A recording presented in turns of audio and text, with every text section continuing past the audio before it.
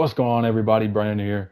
Gonna be talking about the WWE Draft. Yes, I am on WWE 2K23. I have not got the new one. I thought it looked pretty much the same. Maybe that's just me. I just didn't feel like spending $75 on the new one.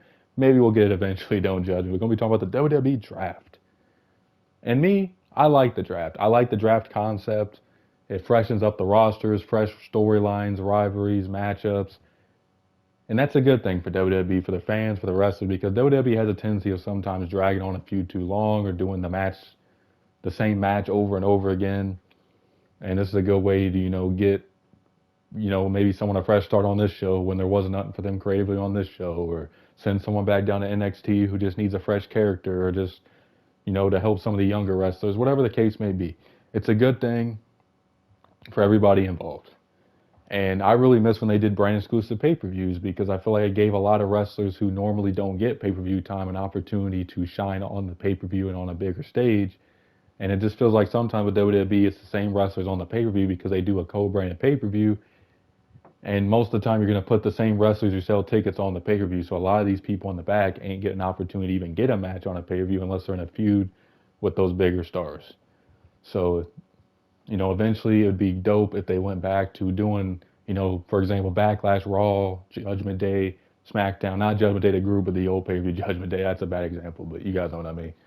Just stuff like that, because it just, it makes it more interesting. You see different wrestlers. You don't get tired of seeing the same people and everything, which WWE's had a problem with for a while, of having the same people on pay-per-views, or like, for example, Becky winning the title, the same people winning the titles. And they've had a lot of new people winning titles. That's not what I'm saying, but like certain wrestlers are always winning the championship a lot. And, you always see them constantly. And with brands being combined, you just see them even more and you get burnt out of seeing them. So the brand split and the draft is a great idea, in my opinion.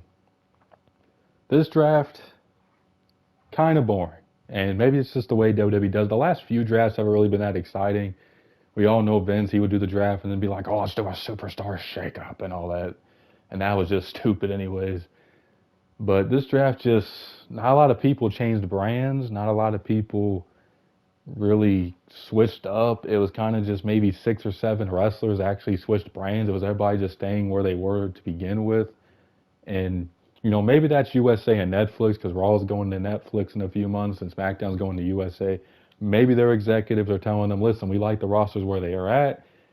Don't switch them up. Maybe we want this person. Maybe that's the case, because a lot of fans forget it ain't just Triple H and creative telling them who to draft, or like saying, oh, we'll just draft you guys this guy. The networks get a huge say on who they want. I mean, Fox really wanted Roman Reigns and Charlotte and Ronda Rousey and Brock at one point, and they got them. You have to, please your advertisers or your networks or whatever. So that's why they do that a lot. If any of you guys didn't know that, they have a huge say in who goes to which brand. So maybe they were just satisfied with who they had and said, oh, you know what, let's just keep some of the rosters the same, call up a few people, and maybe have 6 or 7 people move brands. Maybe that's the case. If not, it was even if not, but it was just a boring draft in general. Just not a lot of excitement. I feel like the format WWE does, it doesn't really help. It's kind of just boring, where, they have people just go out there and announce it. They don't even have no excitement or no, what's the word, like waiting for like, oh, who's going to get drafted next? Like I liked it back then where they used to have like the Titantron, where it showed like every wrestler's picture. Like for 1 second, it would just keep flashing. It would just eventually stop on that wrestler like, doom. I feel like that was a really cool touch that Vince used to do with the draft.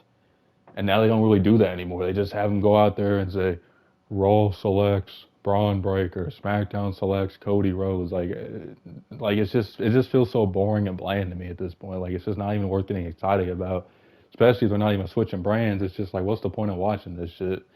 And I get it. WWE wants to pop a rating. They're going against the NBA playoffs. The NFL draft's been going on. They want to get fans tuning in. The ratings have been going down a little bit anyways, with some of their key stars like Reigns and Rock and Rollins and all them leaving or taking a break. So I get it from a business standpoint of why you would have the draft. Just wish they'd make it just a little bit more exciting. It just feels so boring now. And maybe that's just me. Let me know what y'all think about that in the comments of the draft concept and how they do it. Some of the NXT call-ups were good. Really enjoyed some of the NXT call-ups. Really good to see Braun Breaker, even though he's been called up for a minute, and Carmelo Hayes and dragging off all three of those guys to get an opportunity. It's good to see some of the women get an opportunity as well on the main roster. You never know if you're going to be successful, but, give them that opportunity. If you guys haven't watched our previous episode, we talked about Cameron Grimes, how he was over as hell in NXT, got to the main roster, and never really got an opportunity, and that can happen to a lot of wrestlers, unfortunately. So you never know what your future is. I think Triple H gives a lot more wrestlers opportunities than Vince did, but even Triple H ain't a fan of everybody, so we'll just have to see how he books some of these new men and women on the main roster. But that's a nice touch to add some new NXT picks, because they promised to do that. And at first, I think the first night, I think Carmelo Hayes, if he even counts the NXT pick, was the only really major NXT pick. Maybe there was one woman who got drafted on SmackDown, but like you gotta have some NXT picks, because if not, this draft was a bore fest. And it was a bore fest anyways, but you guys know what I mean. Like, hopefully they get the draft more exciting in the future. To me, I feel like honestly they should have just kept the brands how they were, and made an announcement saying, okay, after Backlash, we're gonna have the brands go back to being split. Whatever roster you were on previously, you'll go back to that roster, and then we'll do a few trades and make a few free agent signings, because the way they're doing it now just kind of felt pointless. But once again, they're trying to pop a rating. So that's my thoughts on the draft. What do you guys think in the comments? Did you guys like the draft? Was it boring? Do you guys like the brand split? Let me know in the comments. Make sure to check out other links in the comments or in the description below, and make sure to like and subscribe.